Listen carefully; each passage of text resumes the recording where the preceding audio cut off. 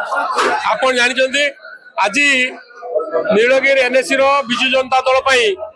ये गोटे ऐतिहासिक स्मरणीय मुहूर्त ये मुझे दीर्घ दिन व्यवधान पर आज अत्यंत सफलता सहकार गोटे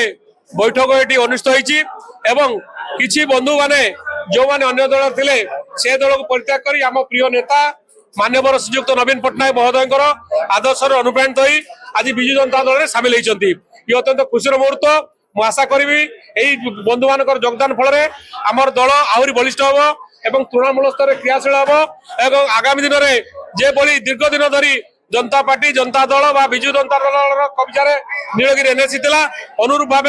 सफल उद्यम हम एवं आम आहरी आगक आहरी सशक्त और दुर्जय हबु बोली मोर आशा और विश्वास। आज आमर मत जेहेतु प्रथम नगर सभापति भाव में दायित्व दि जाइए मु नगर सभापति हिसाब से नीलगिरी एनएससी रे गोटे कर्मी सम्मेलन मु डाकी से आम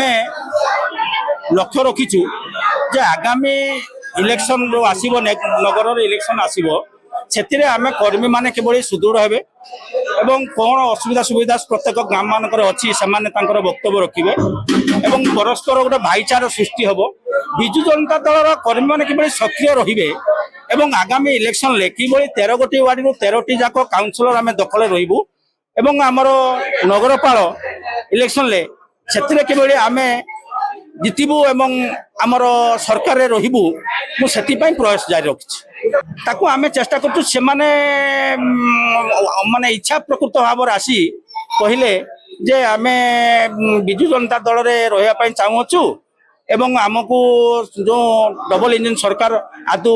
भल लागुनी एवं तांकर कार्यकलाप आमको सुहाइला नहीं तेणु आमे चाहूछु तेणु आमे तांको सक्रिय भाव आदर सहकारे ग्रहण कलु।